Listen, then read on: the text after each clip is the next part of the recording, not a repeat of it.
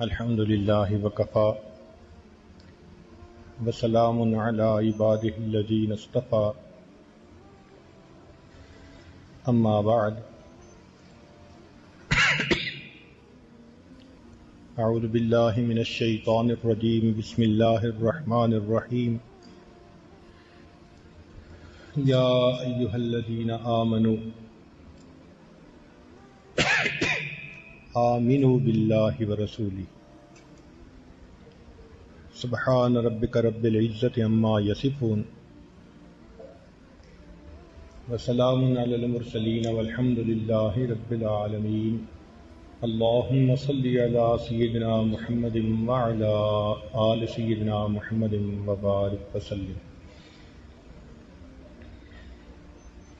اللهم صل على سيدنا محمد وعلى آل سيدنا محمد وبارك وسلم اللهم صل على سيدنا محمد وعلى آل سيدنا محمد وبارك وسلم یا ایھا الذین آمنوا، اے ایمان والو، آمنوا باللہ ورسولہ، اللہ اور اس کے رسول پر ایمان لے آؤ۔ مفسرین نے اس کا ترجمہ اتقوا سے کیا ہے۔ معنی یہ ہے کہ اے زبان سے کلمہ پڑھنے والو، اب دل سے بھی اس کو تسلیم کر لو۔ اس آیت میں خطاب ہے ایمان والوں سے، کافروں سے نہیں، منافقوں سے نہیں، مشرکوں سے نہیں۔ یہ نہیں کہا یا ایھا الذین کفروا، یا ایھا الذین اشرکوا، یا ایھا الذین نافقوا، نہیں، یا ایھا الذین آمنوا، اے وہ لوگو جو اللہ تعالیٰ اور اس کے رسول صلی اللہ علیہ وسلم کے حکموں کو ماننے کا اقرار کر چکے ہو، ان کو فرمایا آمنوا باللہ ورسولہ، اللہ اس کے رسول پر ایمان لے آؤ۔ گویا اس آیت میں ایمان والوں کو دعوت ایمان دی جا رہی ہے۔ آج کسی کو نصیحت کر دو، کہتے ہیں جی کافروں کو جا کے دعوت دو، ہم تو ایمان والے ہیں۔ اس آیت میں ایمان والوں کو کیا کہا جا رہا ہے؟ یا ایھا الذین آمنوا، ایمان والوں کو دعوت ایمان مل رہی ہے۔ وجہ کیا ہے کہ ایک چیز کی صورت ہوتی ہے اور ایک چیز کی حقیقت ہوتی ہے۔ عجائب گھر میں کئی دفعہ دیکھا کہ ایک شیر کی کھال میں انہوں نے کچھ بھر کے اس کو وہاں رکھا ہوا ہوتا ہے، وہ ممی ہوتی ہے، اس کی لاش ہوتی ہے، ہو بہو شیر، دانت بھی ہیں، آنکھیں بھی ہیں، کان بھی ہیں، منہ بھی ہے، سب کچھ ہے، لیکن اس صورت شیر کو دیکھ کر نہ کسی پر خوف طاری ہوتا ہے، نہ کوئی گھبراتا ہے۔ بچے جاتے ہیں، اس شیر کی دم پکڑتے ہیں، اس کے دانتوں کو ہاتھ لگاتے ہیں، کئی تو اس کے اوپر ہی چڑھ کے بیٹھ جاتے ہیں۔ وہ شیر ہے مگر شیر کی صورت ہے، اس صورت کی وجہ سے بندے کے اوپر وہ کیفیت نہیں ہوتی۔ اور ایک ہے کہ کوئی بندہ جنگل سے گزر رہا تھا، اچانک اس کے سامنے شیر آ گیا، اب اس بندے کے رونگٹے کھڑے ہو گئے، پسینہ آ گیا، گھبرا گیا، چہرہ فک ہو گیا۔ یہ کیفیتیں کیوں ہیں؟ حقیقت سامنے آ گئی۔ تو صورت اور حقیقت میں یہی فرق ہوتا ہے۔ جب صرف زبان سے کلمہ پڑھا اور صورت ایمان ہے تو اذان سن کے کچھ نہیں ہوتا، اللہ کا تذکرہ سن کے دل نہیں مچلتا، کچھ نہیں ہوتا، صورت ہے۔ اور جب حقیقت ایمان تو پھر جیسے ہی اللہ اکبر کی آواز آئی، نبی علیہ السلام بیگانہ ہو جاتے تھے لوگوں سے، حقیقت میں آتی تھی۔ تو کہا یہ جا رہا ہے کہ اے وہ لوگو جو صورت کو حاصل کر چکے ہو، اب تم حقیقت کو بھی حاصل کرنے کی کوشش کرو۔ زبان سے کہہ بھی دیا لا الہ تو کیا حاصل، دل و نگاہ مسلمان نہیں تو کچھ بھی نہیں۔ کہنے والے نے کیا عجیب بات کہی، تو عرب ہے یا عجم ہے، تیرا لا الہ الا، کہ تو عربی ہے یا اجمی ہے، تیرا لا الہ الا اللہ کا پڑھنا تو عرب ہے یا عجم ہے، تیرا لا الہ الا لغت غریب جب تک تیرا دل نہ دے گواہی، جب تک دل گواہی نہیں دے گا یہ لغت غریب کی مانے گا۔ تو حقیقت تو یہ ہے کہ دل بھی تصدیق کرے اس بات کی۔ اصطلاحی الفاظ میں ایمان کہتے ہیں کہ نبی علیہ الصلوۃ والسلام جو اللہ رب العزت کی طرف سے لے کر آئے اس کو سچ سمجھ کر تسلیم کر لینا، اس کو ایمان کہتے ہیں۔ جو شریعت اللہ کے حبیب صلی اللہ علیہ وسلم اللہ کی طرف سے لے کر آئے، خبر رسول صلی اللہ علیہ وسلم کو محض اعتماد کی بنا پر یقینی طور سے مان لینا، اس کو ایمان اصطلاحی طور پر کہتے ہیں۔ چنانچہ ہم پڑھتے ہیں آمنت باللہ وملائکتہ وکتبہ ورسلہ والیوم الآخر والقدر خیرہ وشرہ من اللہ تعالی والبعث بعد الموت۔ تو جس نے سچ سمجھ کر یہ الفاظ پڑھ لیے وہ اصطلاحاً ایمان والا بن گیا، وہ ایمان والوں کے زمرے میں شامل ہو گیا۔ اب تھوڑی سی اس کی تفصیل بھی سن لیجئے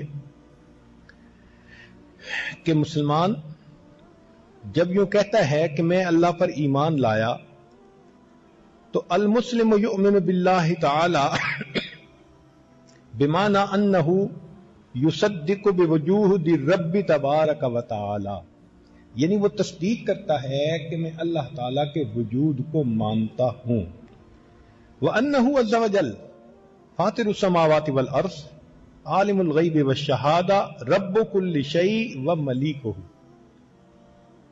ترجمہ کرنے کی تو ضرورت ہی نہیں ہے، اتنا آسان ہے، طلباء علماء ہی ہیں سارے۔ لا الہ الا ہو ولا رب غیرہ وانہ جل وعلا موصوف بکل کمال، اللہ تعالیٰ ہر کمال سے موصوف، منزہ عن کل نقص، وَيُؤْمِنُ كَذَلِكَ بِرُبُوبِيَّةِ لِجَمِيعِ الْعَالَمِينَ كَمَا أَنَّهُ يُؤْمِنُ بِأُلُوهِيَّةِ اللَّهِ تَعَالَى لِجَمِيعِ الْأَوَّلِينَ وَالْآخِرِينَ وَأَنَّهُ لَا إِلَٰهَ غَيْرُهُ وَلَا مَعْبُودَ بِحَقِّ سِوَاهُ، اس کے سوا کوئی معبود نہیں۔ یہ ہم تسلیم کرتے ہیں جب ہم اللہ پر ایمان لاتے ہیں۔ اب رہ گئی بات وَيُؤْمِنُ الْمُسْلِمُ بِمَلَائِكَةِ اللَّهِ تَعَالَى، تو اس میں ہم یہ مانتے ہیں کہ انہم خلق من اشرف خلقہ و عباد مکرمون من عبادہ خلقہم من نور، اللہ نے فرشتوں کو نور سے پیدا کیا، کما خلق الانسان من صلصال کالفخار وخلق الجان من مارج من نار، وانہ تعالی وکلہم بوظائف، اور اللہ تعالیٰ نے فرشتوں کو مختلف ڈیوٹیاں سونپی ہوئی ہیں۔ فمنہم الحافظ علی العباد، ان میں سے بعض ہیں جو انسان کے اوپر کرامن کاتبین عمل لکھنے کے لیے متعین ہیں، حفاظت کرنے پر متعین ہیں۔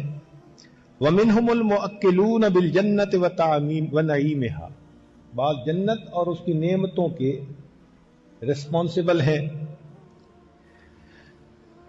ومنہم المسبحون اللیل والنہار لا یفترون، اور بعض ایسے ہیں جو دن رات اللہ کی تسبیح کرتے ہیں، ان کے لیے افطار نہیں ہے، ہر وقت اللہ کی تسبیح بیان کر رہے ہیں۔ وَأَنَّهُ تَعَالَى فَاضَلَ بَيْنَهُمْ، اللہ نے ان میں درجات بنائے ہیں۔ فَمِنْهُمُ الْمَلَائِكَةُ الْمُقَرَّبُونَ، ان میں سے ملائکہ مقربون بھی ہیں، کجبریل و میکائیل و اسرافیل ومنہم دون ذالک، تو ہم فرشتوں پر ایمان لاتے ہوئے یہ مانتے ہیں۔ پھر ہم ایمان لاتے ہیں کتابوں کے اوپر، اور جتنے بھی انبیاء پر کتابیں نازل ہوئیں یا صحائف نازل ہوئے سب کو مانتے ہیں، مگر 4 کتابیں ہیں: القرآن الکریم المنزل علی نبینا محمد صلی اللہ علیہ وسلم، والتوراۃ المنزلۃ علی نبی اللہ موسیٰ علیہ السلام، والزبور المنزل علی نبی اللہ داود علیہ الصلاۃ والسلام، والانجیل المنزل علی عبد اللہ ورسولہ عیسیٰ علیہ السلام. لیکن ان چاروں کتابوں میں القرآن هو اعظم هذه الكتب والمهیمن علیہا والناسخ لجمیع شرائعها واحکامها. قرآن مجید نے پہلے والی تمام کتابوں کے احکام کو منسوخ کر دیا، یہ ناسخ بن کر آئی، اور جو شریعت لائی وہ ہمیشہ کے لیے اب قیامت تک باقی رہے گی. پھر ہم جب رسالت پر ایمان لاتے ہیں تو یؤمن المسلم بان اللہ تعالی قد اصطفى من الناس رسلا واوحی الیہم بشرعہ. اللہ تعالیٰ نے اپنے برگزیدہ بندوں میں سے انبیاء کو بھیجا، یہ اللہ کے چنے ہوئے بندے تھے، یہ چوزن پیپل تھے، اللہ تعالیٰ کے چنے ہوئے بندے. وَآہِدَ إِلَيْهِمْ بِإِبْلَاغِهِ لِقَطْعِ حُجَّةِ النَّاسِ عَلَيْهِ، اور ان کو بھیجا کہ میرے پیغام کو لوگوں تک پہنچاؤ تاکہ قیامت کے دن ان کے اوپر حجت قائم ہو سکے. یہ کہہ ہی نہ سکیں ہمیں تو کوئی ڈرانے والا نہیں آیا تھا، ما جاءنا نذیر، یہ بہانہ نہ بنا سکیں. اللہ نے اپنے انبیاء کو بھیجا. وَأَرْسَلَهُمْ بِالْبَيِّنَاتِ وَالْهُدَى وَأَيَّدَهُمْ بِالْمُعْجِزَاتِ لِيُخْرِجُ النَّاسَ مِنَ الظُّلُمَاتِ إِلَى النُّورِ. چنانچہ پھر مومن ایمان لے آتا ہے قیامت کے دن کے اوپر. وَيُؤْمِنُ الْمُسْلِمُ بِأَنَّ لِهَذِهِ الْحَيَاةِ الدُّنْيَا سَاعَةً أَخِيرَةً تَنْتَهِي فِيهَا، اس دنیا کی ایک آخری دن ہے جب اس دنیا کو ختم کر دیا جائے گا. وَيَوْمًا آخِرَ لَيْسَ بَعْدَهُ مِنْ يَوْمٍ، اور ایسا دن اس کے بعد پھر اور کوئی دن نہیں ہے. تَأْتِي الْحَيَاةُ الثَّانِيَةُ فِي الدَّارِ الْآخِرَةِ. چنانچہ ہم قیامت کے دن پر ایمان رکھتے ہیں، اس دن وزن ہوگا اعمال کا، پل صراط سے گزرنا ہوگا، کچھ لوگ جنت میں جائیں گے اور کچھ لوگ جہنم میں جائیں گے. فَمِنْهُمْ شَقِيٌّ وَسَعِيدٌ. پھر اس کے بعد ایمان لاتے ہیں وَيُؤْمِنُ كَذَلِكَ بِقَضَاءِ اللَّهِ وَقَدَرِهِ وَحِكْمَتِهِ وَمَشِيئَتِهِ. اللہ کی بنی ہوئی تقدیر پر، قضاء کے اوپر ایمان لاتے ہیں. وَأَنَّهُ تَعَالَى عَدْلٌ فِي قَضَائِهِ وَقَدَرِهِ حَكِيمٌ فِي تَصَرُّفِهِ وَتَدْبِيرِهِ وَأَنَّ حِكْمَتَهُ تَابِعَةٌ لِمَشِيئَتِهِ مَا شَاءَ اللَّهُ كَانَ وَمَا لَمْ يَشَاء لَمْ يَكُنْ وَلَا حَوْلَ وَلَا قُوَّةَ إِلَّا بِاللَّهِ. پھر قبر کے اوپر وَالْبَعْثِ بَعْدَ الْمَوْتِ. وَيُؤْمِنُ الْمُسْلِمُ بِأَنَّ نَعِيمَ الْقَبْرِ وَعَذَابَهُ وَسُؤَالُ الْمَلَكَيْنِ فِيهِ حَقٌّ وَصِدْقٌ. یہ جو چیزیں ہیں ان کے اوپر ہم ایمان لائے. اس ایمان لانے پر ہم ایمان والوں کی فہرست میں شامل ہو گئے. اب ایمان ہے کیا؟ ذہن میں ایک سوال پیدا ہوتا ہے. دنیا دار الاسباب ہے اور اللہ تعالیٰ مسبب الاسباب ہے. اس کی حقیقت کو یوں سمجھنا چاہیے کہ جیسے آج کل کے زمانے میں ریموٹ کنٹرول چیزیں ہوتی ہیں، چیز کہیں چل رہی ہوتی ہے، چلانے والا کہیں ہوتا ہے. اس سے اس دنیا کے نظام کا سمجھنا بہت آسان کہ یہ دنیا کا نظام جو چل رہا ہے اس کا چلانے والا اس کائنات کا پروردگار ہے. ہم بچپن میں پتلیوں کا تماشا دیکھا کرتے تھے. اس زمانے میں یہ آج کل کی مصیبتیں نہیں تھیں. سب سے بڑی انجوائمنٹ بچوں کی یہی ہوتی تھی. شام کے وقت ایک مداری آتا تھا، سٹیج لگاتا تھا، پردہ ہوتا تھا اور پردے کے پیچھے وہ بیٹھ کے آگے چھوٹے چھوٹے کھلونے نما پتلیاں ہوتی تھیں. وہ کھیلتی تھیں، لڑتی تھیں، بولتی تھیں اور ہم حیران ہو کے ان کو دیکھتے تھے. اور ہمارے بڑے ہمیں سمجھاتے تھے کہ یہ جو چھوٹے چھوٹے کھلونے بھاگ رہے ہیں نا، یہ نہیں بول رہے، یہ پردے کے پیچھے وہ بول رہا ہے. اور ان کی تاریں دھاگے ہوتے تھے، وہ جس کو ہلاتا تھا وہ ہلنے لگ جاتی تھی، جس کو روکتا تھا وہ رک جاتی تھی. یہ پتلیوں کا تماشا تھا. تو ظاہر کی نظر یہ دیکھتی تھی کہ پتلیاں کھیل کھیل رہی ہیں.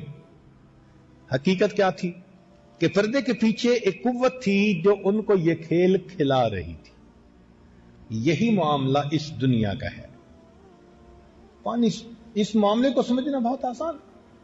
ہمارے گھر میں چھوٹی سی بچی ہے، نانا ہے، ہم اس کے لیے ایک ریموٹ کنٹرول گاڑی لے کے آئے. اب پہلے دن جب گاڑی چلتی تھی تو وہ حیران ہو کے دیکھتی تھی کہ یہ چل کیسے رہی ہے، لیکن جب اس نے اپنے ابو کو دیکھا کہ ہاتھ میں کچھ پکڑا ہوا ہے اور ان کی انگلیاں ہلتی ہیں تو گاڑی بھی ہلتی ہے، انگلیاں بند، وہ سمجھ گئی۔ اتنی چھوٹی سی بچی، اس نے ایک دن میں سمجھ لیا کہ گاڑی خود نہیں چل رہی، اس کا چلانے والا کوئی اور ہے۔ یہی ایمان ہے، ہم اتنے بڑے ہو کر کائنات کی اس حقیقت کو نہیں سمجھ پا رہے۔ چنانچہ ظاہر میں نظر آتا ہے کہ یہ چیزیں ساری کی ساری یہاں پر عمل کر رہی ہیں، حقیقت یہ ہے کہ اللہ کی مرضی اور منشا یہاں چل رہی۔ یہ دنیا برتنوں کی، یہ اسباب جو ہے نا، یہ برتنوں کی مانند ہے۔ اللہ جس چیز میں چاہتے ہیں نفع ڈال دیتے ہیں بندے کے لیے، جس میں چاہتے ہیں بندے کے لیے نقصان ڈال دیتے ہیں۔ چیزیں اپنے اثرات کی خود مالک نہیں ہیں، یہ اللہ کی منشا ہے۔ تو سمجھدار آدمی جانتا ہے۔ ایک آدمی دیہاتی شہر میں آیا، اس نے بیسن کے اوپر ٹوٹی لگی دیکھی، جب کھولی تو پانی آنے لگ گیا۔ اس نے سوچا بھئی دیہات میں پانی کی تکلیف ہوتی ہے، میں ٹوٹی خرید کے لے جاؤں۔ وہ بازار سے ٹوٹی خرید کے لے گیا، جا کے دیوار پر لگا دی۔ اب جب کھولتا تھا تو پانی نہیں آتا۔ تو کسی سمجھدار نے بتایا کہ اللہ کے بندے، ظاہر میں ٹوٹی پانی دے رہی تھی، پیچھے اس کے پمپ ہوتا ہے۔ تو بالکل یہی کہ ہماری ظاہر کی آنکھ سمجھتی ہے کہ یہ ٹوٹیاں پانی دے رہی ہیں دنیا میں، حقیقت میں اس کے پیچھے اللہ کی قدرت ہوتی ہے جو اس پورے کے پورے نظام کو چلا رہی ہوتی ہے۔ اس لیے آخرت کے دن کو، قیامت کو اگر ہم آج تسلیم کر لیں گے تو یہ ہماری خوش نصیبی، اور جو نہیں کرے گا تو وہ بد نصیب انسان ہے۔ اس کی مثال ایسے ہے کہ ایک مرغی کا انڈا ہے اور اس میں بچہ بالکل تیار ہو چکا ہے، نکلنے کے قریب ہے۔ اب اس بچے کو اگر کوئی بتائے کہ جناب تم ان قریب ایک ایسی دنیا میں جاؤ گے، 6 فٹ کا انسان ہوگا اور 25-30 فٹ کے درخت ہوں گے اور 50-50 منزلہ بلڈنگ ہوں گی، گھر ہوں گے، مکان ہوں گے، پہاڑ ہوں گے، دریا ہوں گے، اور وہ مرغی کا بچہ کہے کہ اچھا میں ذرا دیکھتا ہوں یہ چیزیں کہاں ہیں، تو انڈے کے اندر رہتے ہوئے تو سمجھ میں نہیں آتی۔ اب انڈے سے جیسے ہی باہر نکلے گا، آنکھ سے دیکھے گا سب کچھ کہ نہیں دیکھے گا، سب کچھ نظر آ جائے گا۔ ہم اس وقت زمین اور آسمان کے انڈے میں بند ہیں، نہ جنت نظر آئے گی نہ جہنم نظر آئے گی، مگر اللہ کے پیارے حبیب صلی اللہ علیہ وسلم جو جنت اور جہنم کو دیکھ کر تشریف لائے، انہوں نے بتا دیا۔ ہم مان لیں گے تو ہماری خوش نصیبی، جو ماننے والے ہیں ان کی خوش نصیبی، اور جو نہیں مانیں گے جب اس دنیا کے انڈے سے باہر نکلیں گے تو مان لیں گے۔ فرعون نے مرتے ہوئے نہیں کہا تھا آمنت برب موسیٰ و ہارون؟ تو بڑے بڑے فرائض بھی مان لیتے ہیں موت کے وقت میں، مگر اس وقت کا ماننا کام نہیں آتا۔ خوش نصیبی یہ ہے کہ آج اس کو مانے۔ اس کی ایک اور مثال سن لیجیے۔ ایک مچھلی پانی میں تیر رہی تھی، اس نے گوشت کا ٹکڑا لٹکتا ہوا دیکھا، جی چاہا کہ میں کھا لوں، تو ساتھ اس کی بڑی مچھلی تھی، اس نے کہا خبردار اگر تو نے گوشت کے ٹکڑے کو کھایا، کیوں نہ کھاؤں؟ اس نے کہا کہ اس ٹکڑے کے ساتھ ایک لوہے کا بنی ہوئی سوئی ہے، جیسے تم کھاؤ گی نا تو وہ کانٹا تمہارے حلق میں اٹک جائے گا، اور اس کے پیچھے دھاگا ہے، اور دھاگے کے پیچھے ایک فشر مین ہے، وہ پھر تمہیں کھینچے گا، اور جب تمہیں پکڑے گا تم پانی کے بعد مر جاؤ گی، وہ گھر لے کے جائے گا، بیوی کو کہے گا مچھلی پکڑ کے لایا، وہ پھر چھری پکڑے گی اور تمہارے چھوٹے چھوٹے ٹکڑے کرے گی، اور پھر تمہیں نمک مرچ لگا کے رکھے گی، اور جب اچھی طرح نمک مرچ اندر اتر جائے گا تو پھر تمہیں ابلتے تیل میں ڈالے گی، کباب بنائے گی، پھر کباب بنا کے وہ دسترخوان بچھائے گی، سارے گھر والوں کو بلائے گی آج مچھلی پکی ہے، لوگ آئیں گے اور تمہارا ایک ایک بوٹی کا حصہ وہ منہ میں ڈالیں گے اور 32 دانتوں میں چبا کے کھائیں گے۔ یہ ساری کہانی سن کے وہ چھوٹی مچھلی کہنے لگی اچھا میں دیکھتی ہوں اب وہ پورے دریا میں اگر چکر لگائے، اس کو وہ شکار کرنے والا نظر آ سکتا ہے؟ اس کی بیوی نظر آ سکتی ہے؟ نمک مرچ نظر آتا ہے؟ ابلتا تیل نظر آتا ہے؟ کچھ نظر نہیں آتا۔ ماننے پہ منحصر ہے۔ مان لے گی اور بچ جائے گی تو فائدے میں رہے گی، اور اگر نہیں مانے گی تو جیسے ہی اس کو منہ لگائے گی اور کانٹا اس کے اٹکے گا تو باقی مناظر تو خود بخود دیکھے گی نا وہ۔ یہی انسان کا معاملہ ہے کہ نبی علیہ الصلوۃ والسلام نے آ کر بتا دیا کہ لوگوں، اللہ رب العزت نے ہمیں کچھ وقت کے لیے دنیا میں بھیجا ہے، یہاں پر ہم ہمیشہ رہنے نہیں آئے، یہ دار الامتحان ہے۔ نیکی کرو تاکہ جنت ٹھکانہ بنے، برائی کرو گے تو جہنم میں جاؤ گے۔ اب جو مان لے گا وہ خوش نصیب انسان، اور جو نہیں مانے گا تو جیسے ہی موت کا وقت آئے گا اس وقت آنکھیں کھل جائیں گی۔ اس کو ایمان کہتے ہیں۔ تو ہم دل میں یہ تسلیم کریں کہ یہ نظام اللہ کی منشا سے چل رہا ہے، چیزوں میں نفع اور نقصان اللہ تعالی ڈال دیتے ہیں، جو نیک بنتا ہے اللہ ماحول اس کے موافق بنا دیتے ہیں، جو برا بنتا ہے اللہ ماحول اس کے مخالف بنا دیتے ہیں۔ ماحول کو بنانا، چیزوں میں سے نفع اور نقصان کا نکالنا، یہ اللہ کے اختیار میں۔ ہمارا مشاہدہ ہے، دودھ پیتا ہے ایک بندہ اور موٹا ہو جاتا ہے، پہلوان صاحب۔ وہی دودھ پیتا ہے ایک بندہ اور فوڈ پوائزننگ ہو کے اس بندے کی ڈیتھ ہو جاتی ہے۔ تو اسی دودھ سے زندگی ملی اور اسی دودھ سے بندے کو موت ملی۔ تو یہ تو برتن ہے نا، جس کے اندر اللہ نے چاہا تو زندگی ڈال دی اور چاہا تو موت ڈال دی۔ یہی حقیقت سمجھ میں آ جائے، اس کی دلیل قرآن عظیم الشان میں سے۔ حضرت موسیٰ علیہ السلام جب اللہ تعالیٰ کے ملاقات کے لیے کوہ طور پر گئے تھے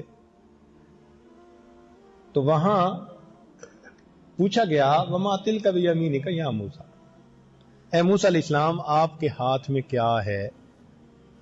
تو حضرت موسیٰ علیہ السلام نے فرمایا ہی عصای، یہ میرا عصا ہے، لاٹھی ہے۔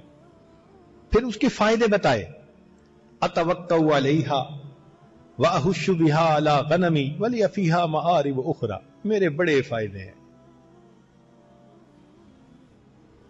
یعنی موسیٰ علیہ السلام یہ کہنا چاہتے تھے یہ بڑے فائدے کی چیز ہے۔ اللہ تعالیٰ نے فرمایا القھا یا موسیٰ، اے موسیٰ علیہ السلام اسے ڈال دو نیچے۔ جب نیچے ڈالا فَإِذَا هِيَ حَيَّةٌ تَسْعَىٰ، دوڑنے والا اژدہا، فَأَوْجَسَ فِي نَفْسِهِ خِیفَةً موسیٰ، موسیٰ علیہ السلام گھبرا گئے، ڈر گئے۔ جب گھبرا گئے تو اللہ تعالیٰ فرماتے ہیں لا تخف، ڈر نہیں، خذھا ولا تخف، اسے پکڑ لیجئے، ڈرو نہیں، سنعیدھا سیرتھا الاولی، ہم اسے دوبارہ وہی سیرت عطا کر دیں گے۔ ہاتھ لگانے سے وہ پھر لاٹھی بن گئی۔ اب یہاں کوئی کرتب دکھانا مقصد نہیں تھا، صرف ایک لیسن دینا مقصد تھا۔ لیسن کا کیا مقصد تھا؟ لیسن کا مقصد یہ تھا کہ اے میرے پیارے نبی علیہ السلام، آپ جس چیز کو فرما رہے ہیں کہ یہ بڑے فائدے کی ہے، ہمارے حکم پر آپ نے اس کو زمین پر ڈالا، وہ دیکھو کتنے نقصان والی بن گئی، اور جس کو آپ نقصان والی سمجھ کے اتنا ڈر رہے ہیں، ہمارے حکم سے آپ نے اس کو ہاتھ لگایا، وہ پھر فائدے والی بن گئی۔ تو درس دینا یہ تھا، سبق یہ سکھانا تھا کہ چیزوں میں نفع اور نقصان ان کا ذاتی نہیں ہوتا۔ ہم چاہتے ہیں تو چیزوں میں نفع ڈال دیتے ہیں، ہم چاہتے ہیں چیزوں میں نقصان ڈال دیتے ہیں۔ ہم عزت کے نقشوں سے ذلت نکال دیتے ہیں اور ذلت کے نقشوں سے عزت نکال دیتے ہیں۔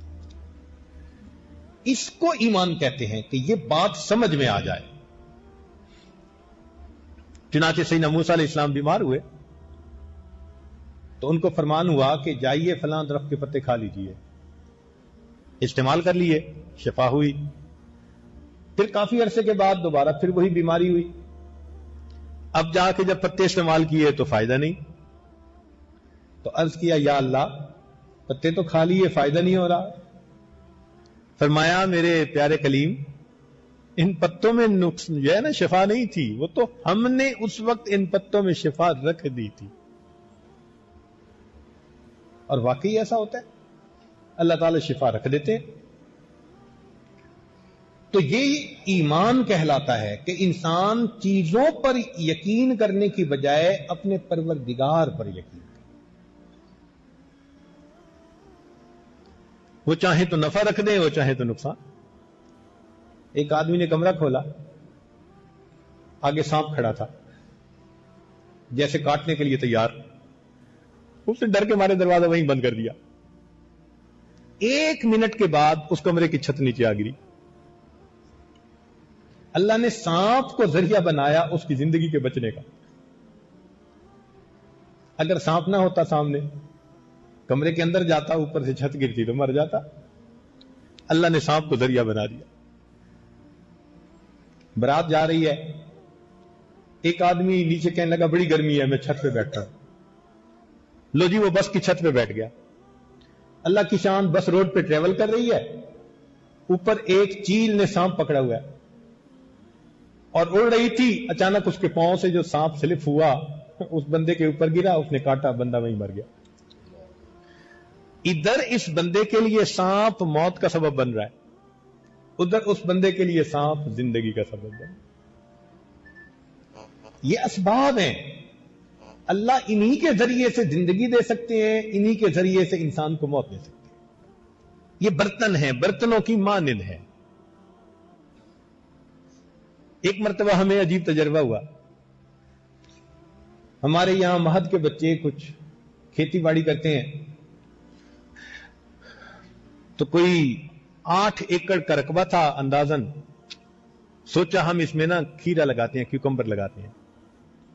مگر اس میں 6 ایکڑ تو زمین بالکل تیار، اور 2 ایکڑ زمین پر چاول لگے ہوئے تھے، منجی لگی ہوئی تھی، اور اس کے کاٹنے میں دیر ہو گئی تو اس میں پانی کھڑا کرنا پڑتا ہے. اب وہ خشکی نہیں ہو رہی، تو 6 ایکڑ کے اوپر ہم نے کھیرا لگا دیا. 2 ایکڑ کو دیکھتے تو دل دکھتا کہ یہ فصل تو لیٹ ہو گئی. دعائیں روز مانگتے کہ یہ پانی خشک ہو جائے. پانی اپنے حساب سے خشک ہوتا ہے. اب جو 6 ایکڑ کی فصل تھی وہ نکلنی بھی شروع ہو گئی، اور وہ جو 2 ایکڑ تھی وہ ابھی خشک ہی نہیں ہو رہی کہ اس میں بیج ڈال سکیں. ہمارے بچے کہنے لگے جی 6 ایکڑ لگانا تھا تو وہ تو 4 ہی ایکڑ لگا، 2 ایکڑ تو نہ بن سکے، پانی کھڑا ہے. ہم نے کہا اللہ کو منظور. لو جی جو کھیرا نکل پڑا، جرمینیٹ کر گیا، اس نے بڑھنا شروع کر دیا. جب کوئی مہینہ 20 دن گزر گئے تو جو پانی والی زمین تھی نا، اس کا پانی بھی آہستہ آہستہ خشک ہوتے ہوتے وہ تروتر والی کنڈیشن پر آ گئی. انہوں نے ادھر بھی بیج ڈال دیا. اب وہ بیج جرمینیٹ ہو تو گیا لیکن بڑھ نہیں رہا تھا. یہ جو 4 یا 6 ایکڑ ساتھ تھے وہ پھل لینے کو آ گیا، اور جو ادھر والے 2 ایکڑ تھے وہ بڑھ ہی نہیں رہتے، چھوٹے چھوٹے. سب بچے سمجھنے لگے کہ اب یہ جو 2 ایکڑ ہیں یہ پھل ہمارا ضائع، فصل ضائع. میں نے ان کو بٹھا کے کہا کہ دیکھو ہم مکلف ہیں کوشش کرنے کے، معاملات اللہ کے اختیار میں ہیں. تو ان کے سر پہ جو پریشر تھا نا وہ ختم ہو گیا، ریلیکس ہو گئے. مگر اللہ کی عجیب شان دیکھو کہ جب ہمارے یہ 4-6 ایکڑ والا کھیرا تیار ہوا نا تو مارکیٹ کے اندر جو پرائس تھی وہ ڈاؤن ٹو ارتھ. اتنی فصل نکل رہی ہے مگر پیسہ ہی نہیں مل رہا. پوری بوری 100 روپے کی، 100 روپیہ بوری. اللہ اکبر. اب وہ حیران، یا اللہ، جس فصل کو دیکھ کے تعجب کرتے تھے، جس فصل کو دیکھ کے خوشیاں مناتے تھے، جس فصل پہ اتنا بھروسہ کر رکھا تھا کہ بڑی انکم ہوگی، وہاں 100 روپیہ بوری، نکلا ہی کچھ نہیں. خیر جی بچوں کے اوپر تو شدید مایوسی کی کنڈیشن.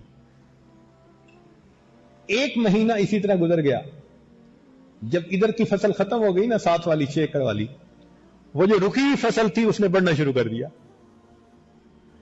بڑھتے بڑھتے اللہ کی شان کہ وہ جو 2 ایکڑ تھے ایسے وقت میں ان کو پھل لگا جب مارکیٹ میں کھیرا نہیں تھا, تو پرائس شوٹ کر گئی اسکائی ہائی. بوری 800 روپے کی. 2 ایکڑ سے اتنی انکم ہوئی کہ 6 ایکڑ سے 2 کے برابر نہیں تھی. میں نے بچوں کو بیٹھ کے سمجھایا کہ دیکھو اللہ نے ہمیں سبق دیا ہے کہ میں چاہتا ہوں تو عزت کے نقشوں میں سے ذلت نکال دیتا ہوں, اور اگر چاہتا ہوں تو ذلت کے نقشوں میں سے تمہارے لیے میں نقصان کے نقشوں میں سے نفع نکال دیتا ہوں, اور نفع کے نقشوں سے تمہارے لیے نقصان نکال دیتا ہوں. تو معاملات کس کے اختیار میں ہوئے؟ اللہ رب العزت کے اختیار. مقصود اس کا یہ ہے کہ ہم چیزوں کے پیچھے لگ کے رب کو نہ چھوڑیں. جیسے لوگ مسجد کے دروازے کے ساتھ دکان ہے اور مسجد میں نہیں آتے نماز پڑھنے, کیوں کہ جی گاہک نہیں آئیں گے. اب اس بندے کو خدا کے رزق دینے پر یقین نہیں ہے, دکانداری پر رزق زیادہ ہے. اس کا دکان اس کے لیے بت بنا ہوا ہے. اگر اس کا ایمان صحیح ہوتا یہ نماز کے وقت کام کو روک کر پہلے اللہ کی نماز ادا کرتا. تو مقصود کہنے کا یہ ہے کہ جب چیزوں پہ یقین ہوتا ہے تو انسان اعمال سے محروم ہو جاتا ہے,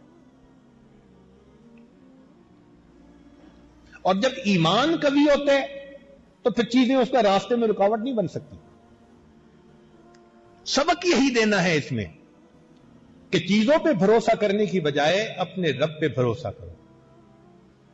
سیدنا امیر معاویہ رضی اللہ عنہ نے خط لکھا عائشہ صدیقہ رضی اللہ تعالی عنہا کو کہ آپ ام المومنین ہیں, نصیحت فرمائیے.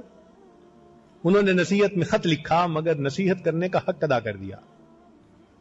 فرمایا کہ اگر تم اللہ کو راضی کرو گے تو جو بندے تم سے ناراض ہوں گے اللہ خود بخود ان کے دل میں تمہاری محبت ڈال دیں گے, اور اگر اللہ کو ناراض کر کے لوگوں کو خوش کرو گے اللہ ان لوگوں کے دلوں میں تمہاری نفرت ڈال دیں گے.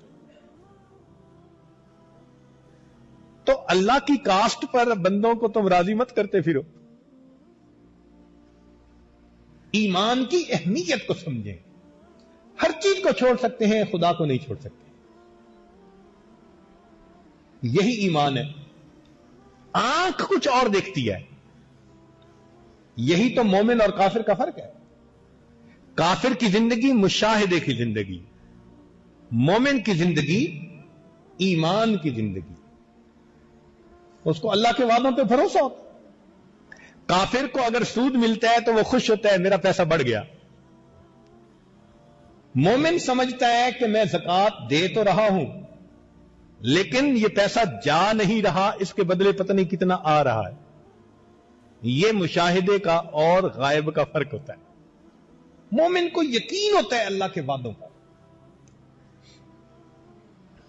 اس لیے کافر کی زندگی نظر کی زندگی اور مومن کی زندگی خبر کی زندگی. جب کسی پیشنٹ کو ہاسپٹل میں لے جاتے ہیں نا اور کہتے ہیں جی اس کو بخار ہے,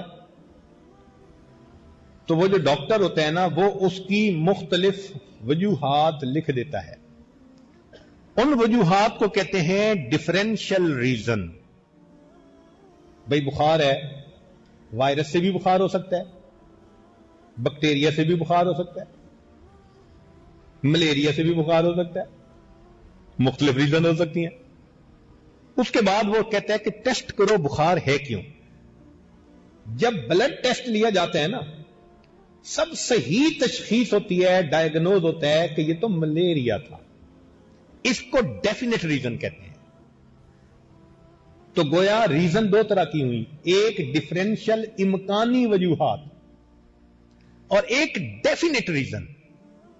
نظر جو دیکھتی ہے نا وہ امکانات کو دیکھ رہی ہوتی ہے, اور دین جو بتا رہا ہوتا ہے وہ ڈیفینیٹ چیز کو بتا رہا ہے. یہی فرق ہے. اس لیے مشاہدے کی زندگی گزارنے والے موت کے وقت افسوس کر رہے ہوتے ہیں, اور ایمان کی زندگی گزارنے والے موت کے وقت کہتے ہیں فزت ورب الکعبہ, رب کعبہ کی قسم میں کامیاب ہو گیا. تو مومن اپنے دل کی آنکھ سے دیکھتا ہے کہ مجھے اعمال سے کامیابی نصیب ہوگی. مشاہدات کے تذکروں سے یقین بگڑتا ہے، غیب کے تذکروں سے یقین بنتا ہے. اس لیے اس کی دعوت دینی چاہیے، تذکرے کرنے چاہیے گھر میں. مردوں کو چاہیے گھر میں بچوں اور عورتوں کے سامنے ان باتوں کو کھولا کریں کہ ہم اللہ پر ایمان لانے والے لوگ ہیں، ہماری زندگی کا سیٹ اپ ڈفرنٹ ہے کفار سے. کبھی ایک نہیں ہو سکتا. ہم اپنے ایمان کے اوپر ہر حال میں قائم رہنے والے ہیں.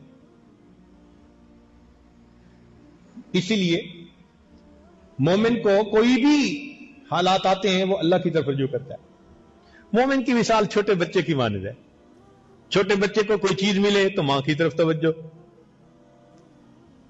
اس کو کوئی چوٹ لگے ماں کی طرف، کوئی خوش ہو کے دیکھے تو ماں کی طرف، کوئی دھمکائے تو ماں کی طرف. مومن کا بھی یہی سلسلہ. خوشی ملے تو اللہ کا شکر ادا کیا، غم ملے تو اللہ سے اس کی پناہ مانگی. ہر حال میں مومن کا رجوع اللہ رب العزت کی طرف ہوتا ہے. اسی لیے یہ ایمان ہماری بنیاد ہے. ایمان ہماری بنیاد ہے کہ ہم بن دیکھے اللہ رب العزت کو مانتے ہیں. دیکھیے طائف کے سفر میں نبی علیہ السلام کو کتنی تکالیف پہنچی. 2 فرشتے آتے ہیں، اے اللہ کے نبی صلی اللہ علیہ وسلم اگر آپ اجازت دیں تو ہم 2 پہاڑوں کو ملا کر ان لوگوں کو ختم ہی کر دیں. نبی علیہ السلام نے فرمایا کیا پتا ان کی آنے والی نسلوں میں ایسے لوگ پیدا ہوں جو ایمان لانے والے ہوں. علماء نے لکھا ہے کہ وہ قبیلہ بنو ثقیف کے لوگ تھے، اور قبیلہ بنو ثقیف میں بعد میں محمد بن قاسم ثقفی پیدا ہوئے، اور ان کے ذریعے اللہ نے پاکستان اور ہندوستان کے لوگوں کو ایمان کی دولت سے نوازا. ایمان دیکھ رہا تھا کہ آنے والوں میں اللہ تعالی ایسے لوگوں کو پیدا کر دے. مشاہدہ نہیں ہوتا، ایمان مختلف ہوتا ہے. اسی لیے ایمان والے جب ذرا لائن سے ہٹنے کی کوشش کرتے ہیں نا تو اللہ تعالیٰ ذرا ان پر تنگی کے حالات بھیج دیتے ہیں. پھر اللہ کی طرف رجوع. آج دیکھو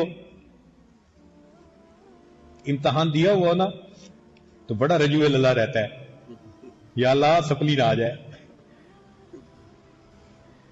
جو وہ طلباء اسکول کالج کے جو فرض نماز نہیں نہ پڑھتے، امتحان دینے کے بعد وہ تہجد کے بھی نفل پڑھ رہے ہوتے ہیں. اور جی میں نے انٹرویو دیا ہوا ہے، کوئی پڑھنے کو وظیفہ بتا دو. جو قرآن نہیں پڑھتا تھا وہ وظیفہ پڑھ رہا ہے. اس کا مطلب خوشیاں سلاتی ہیں اور غم جگاتے ہیں. غم آتا ہے تو بندہ جاگتا ہے، احساس ہوتا ہے، اللہ کی طرف رجوع کرتا ہے. اللہ تعالیٰ ایمان والوں پر اسی لیے مختلف حالات بھیج دیتے ہیں. اس کا مقصود یہی ہوتا ہے کہ ذرا بھٹکنے کی کوشش ہوئی، بیماری بھیج دی، کوئی پریشانی بھیج دی، پھر اللہ کی طرف رجوع. پاک ہے وہ پروردگار جو اپنے بندوں کو پریشانیوں کی رسیوں اور زنجیروں سے جکڑ جکڑ کر اپنے در کی طرف واپس کھینچ رہا ہوتا.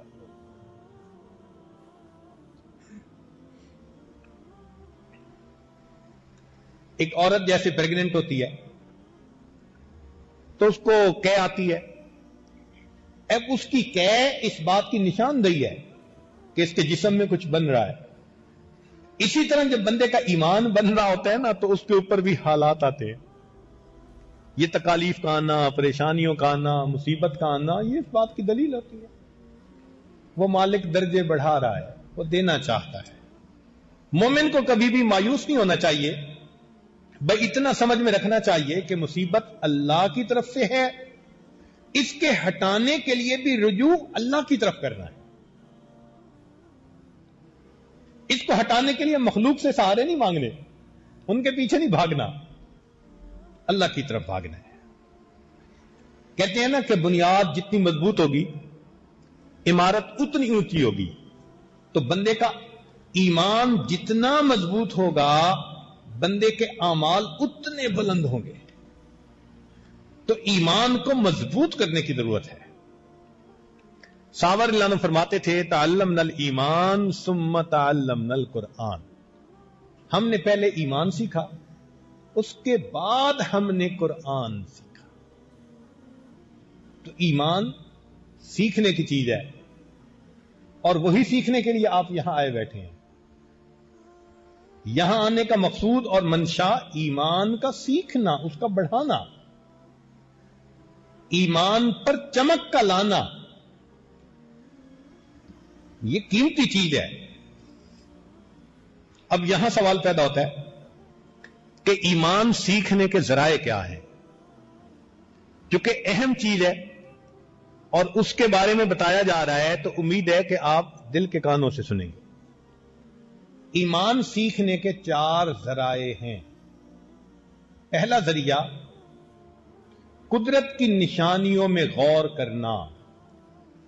یہ جو ہمارے ارد گرد ایک جہان پھیلا ہوا ہے، ذرا اس پر غور کریں، تمہیں اللہ کی نشانیاں نظر آئیں گی۔ اللہ تعالیٰ ارشاد فرماتے ہیں سنریہم آیاتنا فی الآفاق وفی انفسہم حتی یتبین لہم انہ الحق، ہم ان قریب ان کو اپنی نشانیاں دکھائیں گے، آفاق میں بھی یعنی باہر کے جہان میں بھی، وفی انفسہم اور ان کے اندر کا جہان من کی دنیا میں بھی، حتی یتبین لہم انہ الحق، حتیٰ کہ ان پر واضح ہو جائے گا، کھل جائے گا کہ حق کیا ہے۔ تو انسان اگر عبرت کی نظر ڈالے تو دائیں بائیں آگے پیچھے ہر طرف ہمیں اللہ کی نشانیاں نظر آتی ہیں۔ اسی کو کسی نے کہا کوئی تو ہے جو نظام ہستی چلا رہا ہے وہی خدا ہے، کوئی تو ہے جو نظام ہستی چلا رہا ہے وہی خدا ہے، دکھائی بھی جو نہ دے نظر بھی جو آ رہا ہے وہی خدا ہے، نظر بھی رکھے سماعتیں بھی وہ جان لیتا ہے نیتیں بھی، جو خانہ اے لاشعور میں جگمگا رہا ہے وہی خدا ہے۔ تلاش اس کو نہ کر بتوں میں، تلاش اس کو نہ کر بتوں میں، وہ ہے بدلتی ہوئی رتوں میں، جو دن کو رات اور رات کو دن بنا رہا ہے وہی خدا ہے۔ اگر ہم غور کریں تو ہمیں اللہ رب العزت کی نشانیاں ہر طرف نظر آ سکتی ہیں۔ اس لیے قرآن مجید نے یہ نہیں کہا کہ آنکھیں بند کرو، الم ترا کیا دیکھا تو نے، الم ترو کیا دیکھا تم لوگوں نے، انظرو دیکھو، فانظر شریعت کہتی ہے آنکھیں کھولو ذرا دیکھو، تمہیں اللہ کے جلوے نظر آئیں گے۔ کہنے والے نے کیا عجیب بات کہی، چاند تاروں میں تو مرغزاروں میں تو اے خدایا، کس نے تیری حقیقت کو پایا، تو نے پتھر میں کیڑے کو پالا، خشک مٹی سے سبزہ نکالا، یہ تیرا ہے جہاں یہ زمین آسماں اے خدایا، کس نے تیری حقیقت کو پایا، تو نہاں تیرا جلوہ عیاں ہے، تیری ہستی کا مظہر جہاں ہے، پھول میں مثل بو چھپ کے بیٹھا ہے تو اے خدایا، کس نے تیری حقیقت کو پایا، بحر اسیاں سے مولا بچا لے، دل کی کشتی ہے تیرے حوالے، تو ہی غفار ہے تو ہی ستار ہے اے خدایا، کس نے تیری حقیقت کو پایا۔ تو یہ ایمان سیکھنے کا پہلا ذریعہ۔ اس لیے ابراہیم علیہ الصلوۃ والسلام کا واقعہ قرآن مجید میں ہے، ستاروں کو دیکھا تو کہا ھذا ربی، جب چاند نکل آیا تو فرمانے لگے کہ یہ ان سے بڑا، تو خدا تو بڑا ہی ہو سکتا ہے، ھذا ربی۔ پھر سورج نکل آیا، فلما رأى الشمس باذغة، جب چمکدار سورج کو دیکھا قال ھذا ربی ھذا اکبر، یہ ہے میرا رب، یہ بڑا ہے سب سے بڑا۔ فلما افلت، جب وہ بھی غروب ہو گیا، کہنے لگے غروب ہونے والا خدا نہیں ہو سکتا، تو دیکھو قدرت کی نشانیوں پہ انسان غور کرے تو پہنچتا ہے کہ یہ چیزیں خدا نہیں، ان کا پیدا کرنے والا خدا ہے۔ دوسرا ذریعہ ایمان سیکھنے کا انبیاء کرام کے واقعات۔ قرآن مجید میں انبیاء کرام کے واقعات اللہ رب العزت نے بیان فرمائے۔ ایک تو یہ تھا کہ ایمان والے ان واقعات سے سبق سیکھے، اور ایک یہ تھا کہ اللہ کے پیارے حبیب صلی اللہ علیہ وسلم کو تسلی بھی ہو جائے، سکون ہو جائے دل کو، کیونکہ دل غمزدہ ہوتا تھا کفار کی باتوں سے۔ اللہ فرماتے ہیں وَكُلًّا نَقُصُّ عَلَيْكَ مِنْ أَنْبَاءِ الرُّسُلِ مَا نُثَبِّتُ بِهِ فُؤَادَكَ۔ اسی لیے ریفرنس دیا جاتا تھا اِنَّا أَوْحَيْنَا إِلَيْكَ كَمَا أَوْحَيْنَا إِلَى نُوحٍ وَالنَّبِيِّينَ مِن بَعْدِهِ۔ اے میرے محبوب، ہم نے آپ کی طرف قرآن نازل کیا جیسا کہ ہم نے اپنے احکام نوح علیہ السلام پر نازل کیا۔ تو دیکھو پچھلا ریفرنس دیا گیا نا، فرمایا اِنَّا أَرْسَلْنَا إِلَيْكُمْ رَسُولًا شَاهِدًا عَلَيْكُمْ كَمَا أَرْسَلْنَا إِلَى فِرْعَوْنَ رَسُولًا۔ جیسے فرعون کی طرف موسیٰ علیہ السلام کو بھیجا، تمہاری طرف ہم نے ان کو بھیجا۔ تو پچھلے ریفرنس دیے سمجھانے کے لیے، دل کی تسلی کے لیے۔ چنانچہ آپ اگر غور کریں تو حضرت یوسف علیہ السلام کا واقعہ ہمارے سبق سیکھنے کے لیے کافی ہے۔ چھوٹی عمر ہے، جن کو اپنا سمجھا جاتا ہے بھائی، انہوں نے تو کنویں میں ڈال دیا، کنویں سے نکلے تو بکتے پھرے معمولی قیمت کے اوپر، اور پہنچے بھی تو ایک جگہ خادم اور غلام بنے۔ اب جو بندہ پردیس میں ہو، غلام کی اس کی حیثیت ہو، تو اس کی تو ظاہر کی زندگی کسی کام کی نہیں نہ ہوتی، مگر اللہ تعالیٰ یہاں سمجھانا چاہتے ہیں کہ دیکھو اکیلے ہیں، نہ رشتہ دار، نہ ماں باپ، نہ برادری، نہ وطن اپنا، نہ کوئی جان پہچان کرنے والا، کوئی اپنا نہیں، لیکن کچھ چیزیں ان کے پاس اپنی تھی۔ شرافت اپنی تھی، دیانت اپنی تھی، عفت و پاک دامنی اپنی تھی، اور اللہ کے حکم پر استقامت یہ اپنی تھی۔ ان صفات کے ساتھ انہوں نے زندگی گزاری۔ نتیجہ کیا نکلا کہ جہاں تھے وہیں کے وہ وزیر خزانہ بن گئے، بے تاج بادشاہ، خزانوں کے مالک۔ اجعلنی علی خزائن الارض، خود بادشاہ نے بلا کے اپنی بادشاہی دی، حوالے کی۔ ایک وقت تھا کہ غلام ہیں، بک رہے ہیں، اور ایک وقت تھا کہ وقت کے بادشاہ بن کر بیٹھے ہیں۔ تو ان کو بادشاہ کس نے بنایا؟ اسباب نے نہیں بنایا، صفات نے بنایا ہے، اللہ کی رحمت نے بنایا ہے۔ یہی سبق دینا مقصد تھا کہ لوگوں تم اسباب کے پیچھے بھاگتے پھرتے ہو، زندگی برباد کر بیٹھتے ہو، تم صفات پیدا کرو، ایمان کو چمکاؤ، ان صفات کے صدقے اللہ وقت کے تاج تمہارے قدموں میں ڈال۔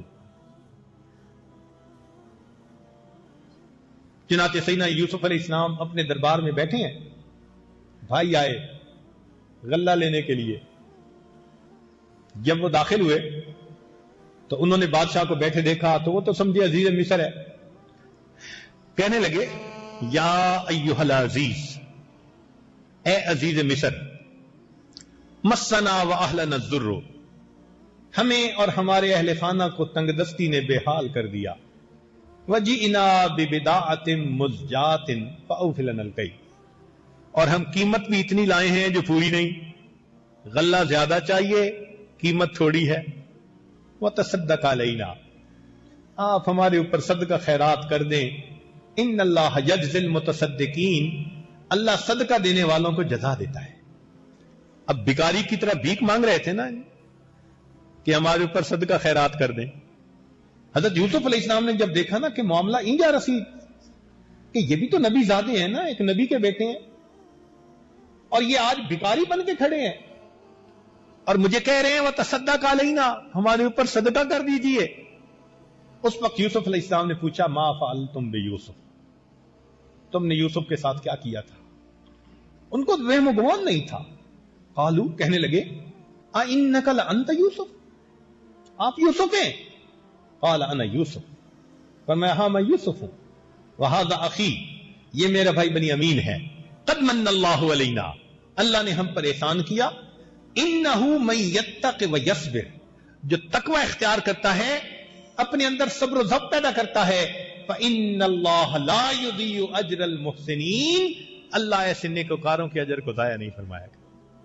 सबक सिखा दिया कि देखो असबाब के पीछे मत भागो, ईमान बनाओ, आमाल बनाओ, आमाल पर कामयाबी मिलेगी।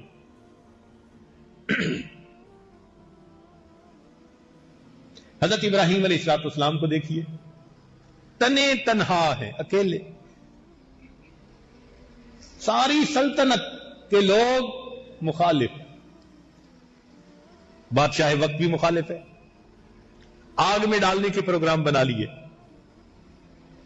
लेकिन हजरत इब्राहीम अलैहिस्सलाम डटे रहे अल्लाह के वादे पर कि मैं अल्लाह के साथ किसी को शरीक नहीं बना सकता। नतीजा क्या हुआ कि अल्लाह रब्बुल इज्जत ने उनके लिए दुनिया की आग को ठंडा फरमा दिया। कुलना या नारुकूनी बरदम व सलामन अला इब्राहीम। और जब इसमें कामयाब हुए तो अल्लाह फरमाते हैं कि हमने अपने इब्राहीम अलैहिस्सलाम को आजमाया। व इज़िब्तला इब्राहीम रब्बहू बिकलिमात, और आजमाया इब्राहीम अलैहिस्सलाम को उसके रब ने चंद बातों में, फ़अतम्महुन, वो कामयाब। हमारी जुबान में इसका तर्जुमा बनता है फ़अतम्महुन, 100%, 100% 100% मार्क। फिर अल्लाह क्या फरमाते हैं, क़ाल इन्नी जाइलुका लिन्नासि इमामा, ए मेरे इब्राहीम मैं तुझे इंसानों का इमाम बनाता हूं। गौर करने की बात है, जो अकेले थे, सारी मखलूक उस वक्त मुखालिफ थी, वो अल्लाह के हुक्म पर डटे रहते हैं। एक ऐसा वक्त आता है अल्लाह उस अकेले को फरमाते हैं मैं तुझे इंसानों का इमाम बनाता हूं। आज देखो यहूदी, ईसाई, मुसलमान, दुनिया के तीनों मजाहिब के लोग इब्राहीम अलैहिस्सलाम का एहतराम करते हैं, उनको अपना सच्चा पैगंबर मानते हैं। अल्लाह ने इंसानों का इमाम बना दिया ना। सबक है हमारे लिए, हम भी अगर आमाल पर जमे रहेंगे, दीन पर जमे रहेंगे, जाहिर के हालात जो भी हैं, नतीजा क्या निकलेगा, बिल आखिर अल्लाह ताला हमारे हक में फैसला। आज जरा जरा सी बात को, छोटी छोटी चीजों पर इंसान खुदा का दर छोड़कर मखलूक के दर पे भागता है। जरा सी कोई बात होती है ना, जो दर सबसे पहले छूटता है वो खुदा का दर। सुनिए, एक दोस्त फोन करता है दूसरे को, यार मस्जिद नहीं आए, वो बस कुछ कारोबारी परेशानी थी तो आज मैं आ नहीं सका। यानी कारोबारी परेशानी आई तो जो दर सबसे पहले छूटा वो किसका दर था? खुदा का दर। बीवी का घर तो नहीं छोड़ा ना, बच्चों वाला घर तो नहीं छोड़ा, मां बाप का घर तो नहीं, वहां तो रात को पहुंच गया, छोड़ा तो किसका दर छोड़ा? यही मसला है कि छोटी छोटी बातों पे खुदा का दर छोड़ बैठते हैं। हालांकि हर चीज को छोड़ सकते हैं, खुदा का दर नहीं छोड़ सकते। इसको सीखने का नाम ईमान है। और हमारे अकाबिर की यही सिफत थी, अल्लाह के हुक्मों के साथ डटे रहते थे और लगे रहते थे। तो ईमान सीखने के 4 जराए, एक, इर्द गिर्द मखलूकात में गौर करके अल्लाह की अजमत और किबरियाई के निशानात और आसार को देखना। दूसरा, अंबियाए कराम के वाकयात को पढ़ना। और तीसरा, सहाबा रज़ी अल्लाह तआला अन्हुम की जिंदगियों को पढ़ना और उनके साथ अल्लाह की मदद को देखना। देखे सहाबा रज़ी अल्लाह अन्हुम ने अपनी जिंदगी को बनाया, अल्लाह ने देखो उनको दुनिया में क्या मकाम तस्खीर अता फरमाया। एक लफ्ज अर्ज कर रहा हूं, तस्खीर, मुसख्खर करना। मोमिन जब ईमान का कमाल हासिल कर लेता है, अल्लाह उसको मकाम तस्खीर अता फरमा देता है। मकाम तस्खीर का क्या मतलब होता है कि उस मोमिन का हुक्म आग, पानी, हवा और मिट्टी चारों के ऊपर चलता है। मोमिन का हुक्म आग, पानी, हवा और मिट्टी چاروں کے اوپر چلتا ہے. ایک مثال سن لیجئے. سیدنا عمر رضی اللہ تعالیٰ عنہ کا ایمان بنا, پھر اللہ نے ان کو مقام تسخیر عطا کیا.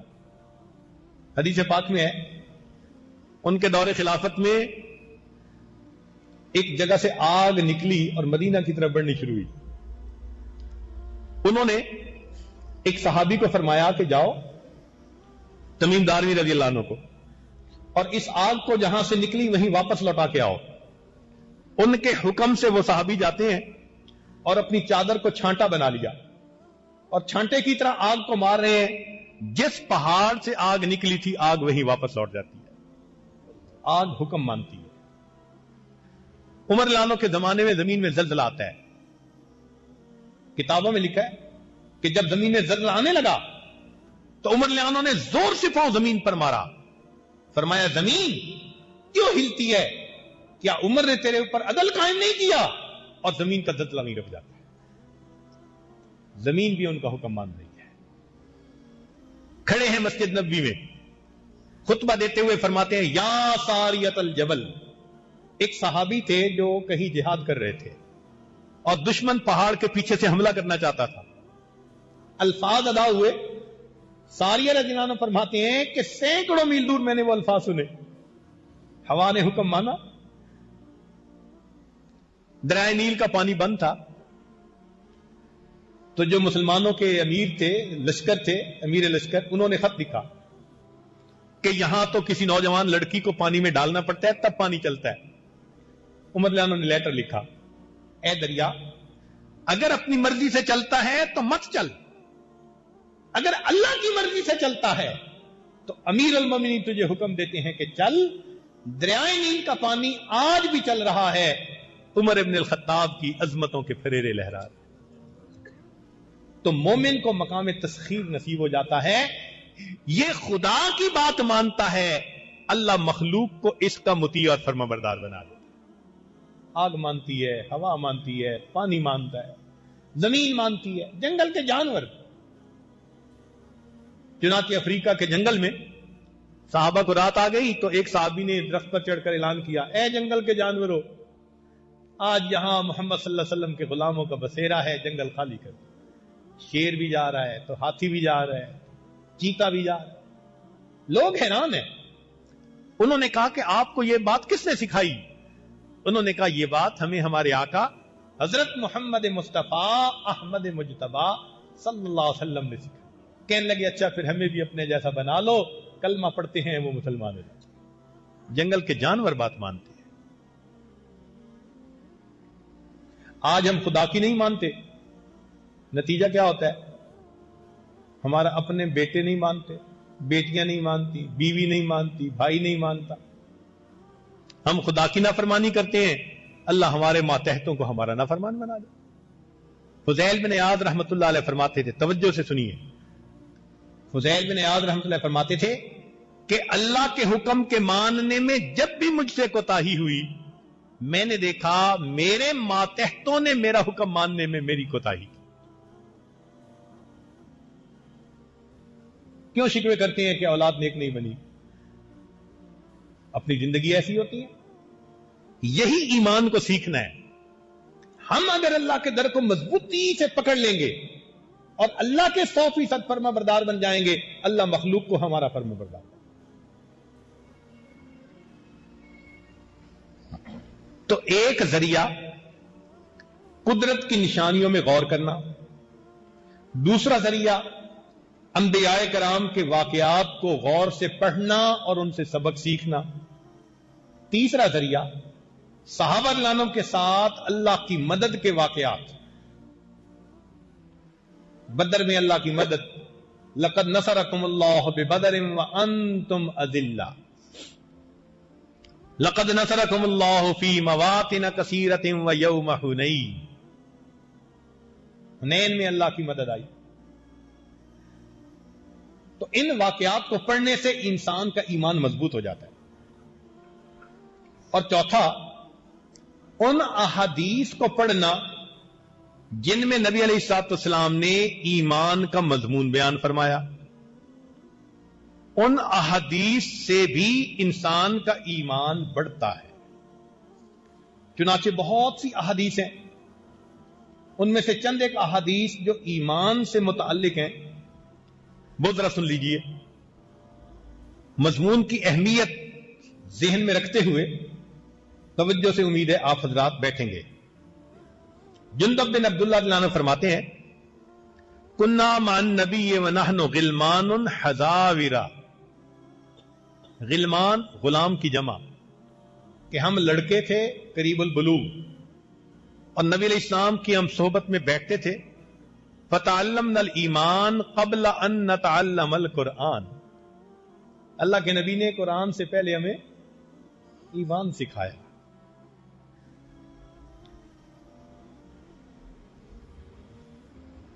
اب مومن ہوتا کون ہے؟ نبی علیہ السلام نے حجت الوداع کے موقع پر چند ڈیفینیشنز بتائیں، جیسے ہوتا ہے نا کسی چیز کو ڈیفائن کرنا، تو ڈیفینیشن بتائیں۔ فرمایا مسلمان کون ہوتا ہے؟ من المسلم، المسلم من سلم المسلمون من لسانہ و یدہ، مسلمان وہ ہوتا ہے جس کے قول اور فعل سے دوسرے مسلمان سلامتی میں ہوں، ان کی جانیں، ان کے مال، ان کی عزت آبرو سلامتی میں ہو، وہ مسلمان ہوتا ہے۔ پھر فرمایا والمؤمن، اور مومن کون ہوتا ہے؟ من امنہ الناس علی اموالہم وانفسہم، مومن وہ ہوتا ہے کہ جس سے لوگوں کی جانیں اور مال امن میں ہو۔ آج دوسروں کی جانیں محفوظ ہیں ہم سے، دوسروں کے مال محفوظ ہیں ہم سے، سوچیں اگر نہیں تو ایمان کہاں گیا؟ مومن کی ڈیفینیشن، مومن وہ ہوتا ہے کہ جس سے لوگوں کے مال اور ان کی جانیں سلامتی میں ہوتی ہیں، محفوظ ہوتی ہیں۔ پھر نبی علیہ السلام نے فرمایا والمہاجر من ہاجر من الخطایا والذنوب، مہاجر وہ ہوتا ہے جو خطاؤں اور گناہوں سے ہجرت کر جائے۔ والمجاہد من جاہد نفسہ فی طاعت اللہ، اور مجاہد وہ ہوتا ہے جو اللہ کی اطاعت کے معاملے میں نفس کے خلاف مجاہدہ کرے۔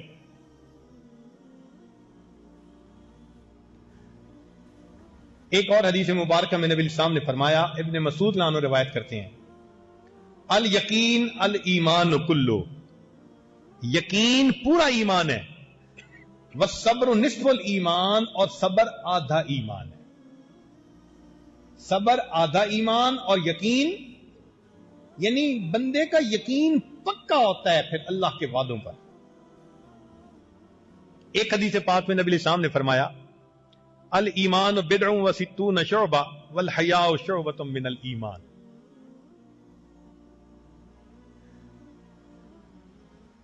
حیا بھی ایمان کا ایک شعبہ ہے۔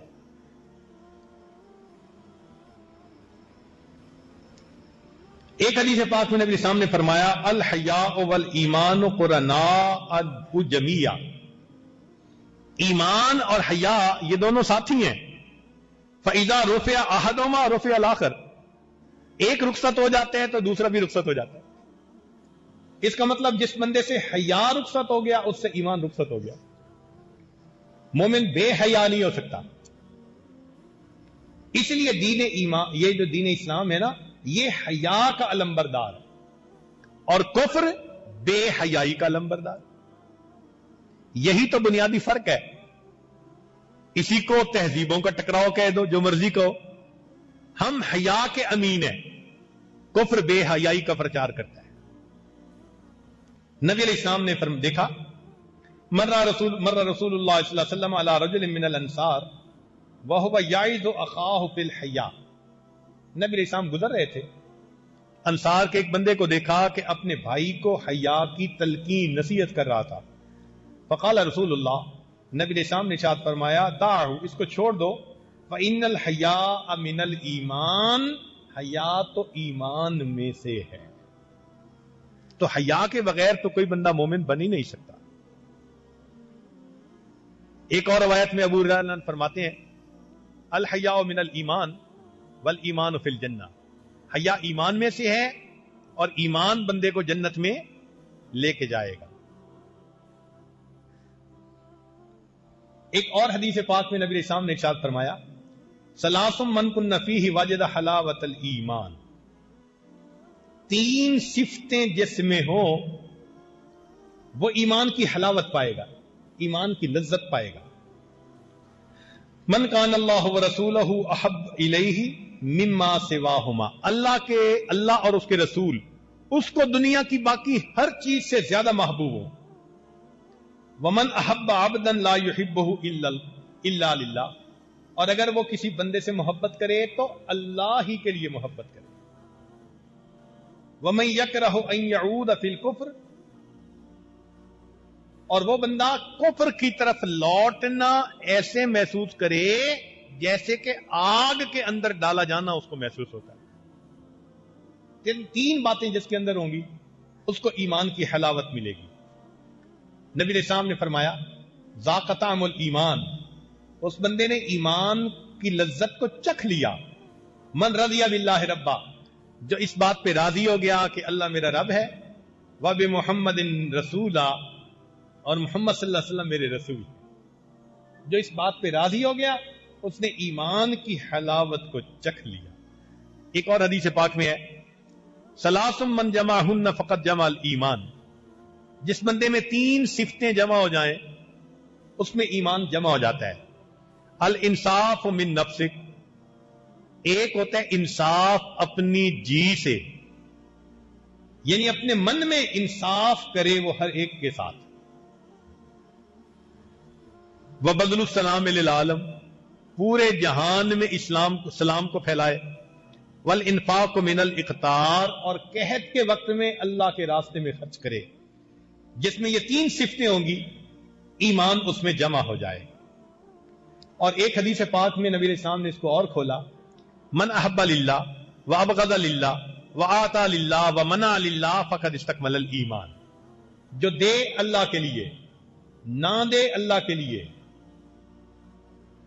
اگر محبت کرے اللہ کے لیے بغض رکھے اللہ کے لیے، اس بندے نے اپنے ایمان کو مکمل کر دیا۔ ہر کام اللہ کے لیے کرے۔ حضرت مولانا یعقوب نورہوتوی رحمۃ اللہ علیہ، ایک شاگرد بہت بدتمیزی کر رہا تھا تو اس کو سمجھاتے سمجھاتے تھک گئے تھے، تو ایک دن حضرت نے سوچا اس کی ذرا ٹھکائی کریں، تو جوتا اٹھایا اس کو لگانے کے لیے، وہ کہنے لگا حضرت اللہ کے لیے مجھے معاف کر دے۔ مان لگے اللہ کے لیے تو تجھے مار رہا ہوں۔ یہ ہمارے بزرگوں کا ایمان ہوتا تھا، اتنا کامل کہ ہر کام اللہ کے لیے کرتے تھے، ہر کام اللہ کے لیے۔ تو ایمان اس طرح مکمل ہوتا ہے۔ ابو ہریرہ رضی اللہ عنہ فرماتے ہیں اکمل المؤمنین ایمانا احسنہم خلقا، ایمان والوں میں سے سب سے کامل ایمان کا جس کے اخلاق اچھے ہوں، وخیارہم خیارہم لنسائہم، اور ان میں سے سب سے بہتر وہ ہیں جو اپنی بیویوں کے لیے بہتر۔ یہ فرمان ہے اللہ کے پیارے حبیب صلی اللہ علیہ وسلم کا۔ تو دوستوں میں اچھا بن کے رہنا، اس کو نہیں کسی نے پوچھنا۔ سب سے پہلی چیز پوچھیں گے گھر میں بیویوں سے سلوک کیسا تھا، اس لیے کہ اللہ تعالیٰ نے سفارش کی ہوئی ہے نا، وَعَاشِرُوهُنَّ بِالْمَعْرُوفِ، اپنی بیویوں کے ساتھ تم اچھے انداز سے زندگی گزارو۔ تو بندے نے جس کام کی سفارش کی ہو پھر پہلے اسی کے بارے میں پوچھتا ہے۔ اس لیے حدیث پاک میں آتا ہے کہ قیامت کے دن انسان کی نیکیوں میں سے سب سے پہلا عمل جو نام اعمال میں رکھا جائے گا نماز کے بعد حقوق العباد میں سے، وہ بچوں کے نان نفقہ کو رکھا جائے گا۔ بیوی بچوں پہ کیا خرچ کرتا تھا؟ حقوق العباد میں سے سب سے پہلے اس کو دیکھیں گے، سب سے پہلے دیکھیں گے بیوی کے ساتھ کیسا تھا۔ آج باہر تو بہار ہوتی ہے اور گھر کے اندر ہر بندے کا موڈ بنا ہوتا ہے، الا ماشاء اللہ۔ کہتے ہیں حضرت پتہ نہیں گھر جاتی ہیں بس دماغ گرم رہتا ہے۔ اصل میں شیطان ہوتا ہے جو دماغ گرم کر دیتا ہے۔ کچھ شیطان کو پتہ ہے کہ اگر اس نے مسکرا کر دیکھا بیوی کو اور آگے سے بیوی نے مسکرا کے دیکھ لیا تو اللہ ان دونوں کو مسکرا کر دیکھیں گے، نوبت نہیں آنے دیتا، موڈ بنا رہتا ہے۔ تو توجہ کرنے کی ضرورت ہے کہ اللہ کے حبیب صلی اللہ علیہ وسلم فرما رہے ہیں خیارہم خیارہم لنسائہم، ان میں سے سب سے بہتر وہ ہیں جو اپنے بیوی بچوں کے لیے بہتر ہیں، عورتوں کے لیے بہتر ہیں۔ ابو درداء رضی اللہ عنہ روایت کرتے ہیں، ما من شیء اثقل فی میزان المؤمن یوم القیامت من خلق حسن، قیامت کے دن بندے کے نیکیوں کے نامے یعنی نیکیوں کے پلڑے میں سب سے زیادہ بھاری عمل اس کی خوشخلقی ہو جی، تو خوشخلقی سب سے زیادہ بھاری عمل ہوگا۔ ابو ہریرہ عنہ فرماتے ہیں، لا یفرق مؤمن مؤمنۃ ان کرہ منہا خلقا رضی منہا آخر۔ سبحان اللہ، حضرت مرشد اعظم معلم اعظم حضرت محمد مصطفیٰ صلی اللہ علیہ وسلم نے طبیب تھے نا، کیا پیاری بات بتا دی، ازدواجی زندگی گزارنے کے لیے دیکھو کتنی مزے کی بات بتائی۔ فرمایا مومن کو نہیں چاہیے کہ مومنہ سے بغض رکھے، یعنی خامن کو نہیں چاہیے کہ بیوی سے بغض رکھے، ان کرہ منہا خلقا، اگر اس کی کوئی بات اس کو ناپسند ہے، رضی منہا آخر، غور کرے کتنی باتیں اس میں سے ایسی ہوں گی جن کو یہ پسند کرتا ہوگا۔ یوں تو اگر بیوی خامن کی طرف دیکھے تو 10 باتیں اچھی ہوں گی تو 50 الٹی بھی تو ہوں گی۔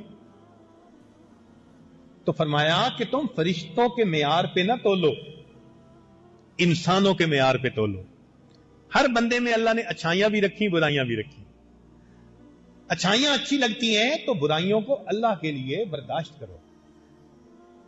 کوئی انسان فرشتہ نہیں بن سکتا کہ سب اچھائیاں اس میں، کمزوریاں ہر بندے کے اندر ہوتی ہیں۔ اب کسی کا اللہ تعالیٰ نے مزاج سخت بنا دیا، وہ جتنا نرم ہو جائے سختی تو پھر بھی نظر آئے گی۔ جس کا نرم بنا دیا وہ کتنا ہی سخت بن جائے پھر بھی نرمی ہوگی۔ فطرت ہے نا، فطر اللہ فطرت اللہ التی فطر الناس علیہ، اللہ نے فطرت پہ بنایا۔ مگر ہم نے دیکھا ہے کہ جو عورتیں ذرا طبیعت کی سخت ہوتی ہیں، گو سختی والی کمی ہوتی ہے، مگر دوسری طرف وہی عورتیں پاک دامن بھی ہوتی ہیں، عزت کی حفاظت بھی وہی کر سکتی ہیں۔ تو دیکھو کتنی خوبی بھی ہے اسی کی وجہ سے۔ نہ طبیعت میں یہ سختی ہوتی تو پتہ نہیں عزت کی حفاظت بھی نہ کر سکتی۔ تو کہیں نہ کہیں تو اس کا اچھا امپیکٹ بھی ہے نا۔ آخر طبیعت کے اندر اگر لیڈرشپ ہے تو پھر ادارے تو وہی چلا سکتا ہے نا، دوسرا بندہ تو نہیں چلا سکتا۔ کوئی اور بیوی ہوتی وہ تو مدرسے کی چپڑاسن بننے کے قابل ہوتی۔ آج اللہ نے ایسی بیوی دی جو مدرسے کی پرنسپل بنی ہوئی ہے۔ تو بھائی جب پرنسپل بنی ہے تو اب اس کی طبیعت کے اندر کچھ چیزیں ہوں گی جن کے ساتھ کمپرومائز کرنا ہوگا۔ یہی بیویوں کو چاہیے کہ خامدوں کے بارے میں سوچیں۔ تو یہ میاں بیوی کا معاملہ اس معاملے میں بہت اہم ہے کہ قیامت کے دن وہی اعلیٰ اچھا بندہ سمجھا جائے گا جو اپنی عورتوں کے لیے اچھا ہوگا۔ نبی علیہ السلام نے ارشاد فرمایا، نعمان بن بشیر رضی اللہ عنہ فرماتے ہیں، تری المؤمنین فی تراحمہم وتوادہم وتعاطفہم کمثل الجسد، تو دیکھے گا ایمان والوں کو اپنے رحم کے معاملے میں، محبت کے معاملے میں اور نرمی کے معاملے میں کمثل الجسد، ایک جسم کی مانند ہوتی ہے۔ اذا اشتکا عضو تداعی لہ سائر جسدہ بالسہر والحمى، ایک عضو کو اگر تکلیف ہوتی ہے تمام جسم درد بھی محسوس کرتا ہے اور رات کو بھی جاگتا ہے۔ ایک جسم ہوتا ہے۔ کبھی ایسے ہوا کہ پاؤں پہ چوٹ لگی ہے اور آنکھیں کہیں میری پرابلم نہیں ہے، پاؤں کی پرابلم ہے، میں سو رہی ہوں؟ ایسا ہو ہی نہیں سکتا۔ ایک عضو کی تکلیف پورے جسم کی تکلیف، ایک عضو کی راحت پورے جسم کی راحت۔ تو ایمان والوں کی یہی مثال، ایک کا غم سارے ایمان والوں کا غم، ایک کی خوشی سارے ایمان والوں کی خوشی۔ چنانچہ ابی موسیٰ رضی اللہ عنہ فرماتے ہیں المؤمن للمؤمن کل بنیان یشد بعدہ بعدا، کہ مومن اور مومن کی مثال دیوار کی طرح، اینٹ جیسے جڑتی ہے نا تو مضبوط دیوار بن جاتی ہے، ایسے ایمان والا ایمان والے کے ساتھ اکٹھا ہوتا ہے تو وہ مضبوط دیوار بن جاتی ہے۔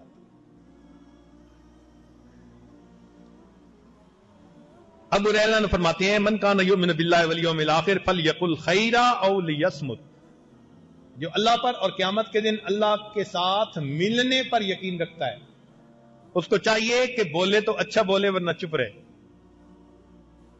من کان یؤمن باللہ والیوم الآخر فلیکرم جارہ، جو اللہ پر اور قیامت کے دن اللہ کی ملاقات پر یقین کرتا ہے اس کو چاہیے پڑوسی کا اکرام کرے۔ من کان یؤمن باللہ والیوم الآخر فلیکرم ضیفہ، وہ اپنے مہمان کا اکرام کرے۔ نبی علیہ السلام نے فرمایا والذی نفسی بیدہ، قسم کھا کر اللہ کے نبی نے فرمایا، کتنا ایمفیسس پلیس کیا جا رہا ہے، اندازہ کیجئے اس زبان سے جس سے ہمیں قرآن ملا، اللہ کے محبوب قسم کھا کر فرما رہے ہیں کہ لا تدخلون الجنہ حتی تؤمنوا، تم جنت میں نہیں داخل ہوگے جب تک تم ایمان والے نہیں ہوگے، ولا تؤمنوا حتی تحابوا، اور تم ایمان والے نہیں ہو سکتے جب تک آپس میں تم محبت کرنے والے نہیں۔ تو مومن رف اینڈ ٹف نہیں ہوتا، مومن کے دل میں محبت کرنے والا دل ہوتا ہے، ہر ایک کے لیے محبت اللہ کی رضا کی خاطر۔ بعض لوگ ہوتے ہیں ہر وقت آنکھیں دوسروں کے چہروں پر پڑتی ہیں، ان کے عیب ڈھونڈتی ہیں، یہ بھی برا، یہ بھی برا، یہ بھی برا، اس سے بھی نفرت، اس سے بھی نفرت۔ وہ کدھر سے ایمان ہو گیا ان کے پاس؟ دلوں میں نفرتیں جس کی ہوں ایمان تو رخصت ہو جاتا ہے۔ ایک اور روایت میں ابو ہریرہ نے فرماتے ہیں کہ ما یصیب المؤمن من وصب ولا نصب ولا سقم ولا حزن حتى الهم يحمه الا كفر به من خطيئاته، کہ مومن کو زندگی میں بیماری آتی ہے، رنج آتا ہے، تکلیف آتی ہے، تھکاوٹ ہوتی ہے، ہر چیز کے بدلے اللہ اس کے گناہوں کو معاف فرما دیتے ہیں۔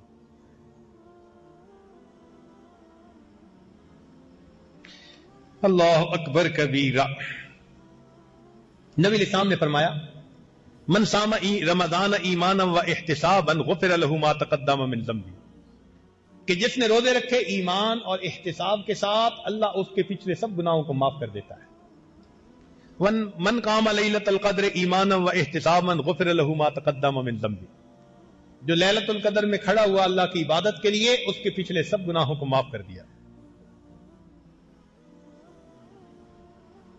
صہیب رومی رضی اللہ عنہ فرماتے ہیں کہ نبی علیہ السلام نے ارشاد فرمایا عجبا لامر المومن، مومن کا معاملہ بھی عجیب ہے، ان امرہ کلہ خیر ولیس ذلک لأحد الا للمؤمن ان اصابتہ سراء شکر فکان خیر اللہ، کہ مومن کا معاملہ دوسروں سے مختلف ہے، خوشی پہنچتی ہے اور وہ خوشی پر شکر ادا کر دے تو اس پر اس کو اجر مل جاتا ہے، اور اگر اس کو کوئی تکلیف پہنچے اور یہ تکلیف پر صبر کر لے تو اس کو اجر مل جاتا ہے، خوشی میں بھی اجر اور تنگی میں بھی اجر۔ تو مومن کا معاملہ تو مزے، ہر طرف اجر ہی اجر۔